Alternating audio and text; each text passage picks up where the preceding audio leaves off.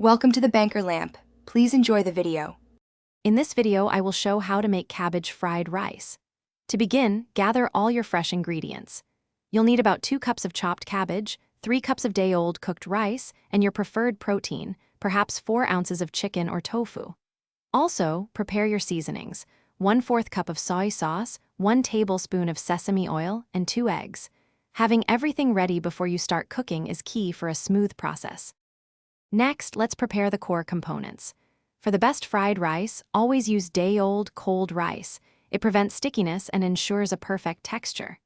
Cook your protein, whether it's 4 ounces of chicken or tofu, in a hot wok with a tablespoon of oil until it's completely cooked through.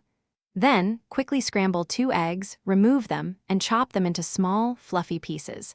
This preparation sets the stage for a delicious dish. Now for the stir-frying magic. Heat your large wok or pan over high heat with about 2 tablespoons of cooking oil.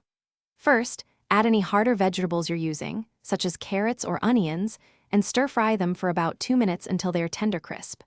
Then, introduce the 2 cups of chopped cabbage, continuing to stir-fry until it's just tender but still has a slight bite.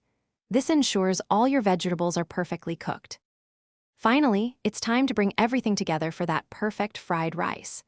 Add the 3 cups of cold rice, your cooked protein, and the scrambled eggs back into the wok with the vegetables. Pour in 1/4 cup of soy sauce and 1 teaspoon of sesame oil. Stir-fry vigorously for 1 to 2 minutes, ensuring all ingredients are thoroughly combined and heated through. Garnish with fresh green onions and serve immediately for a truly satisfying meal. Thanks for watching. If this was helpful, leave a like and consider subscribing. See you next time.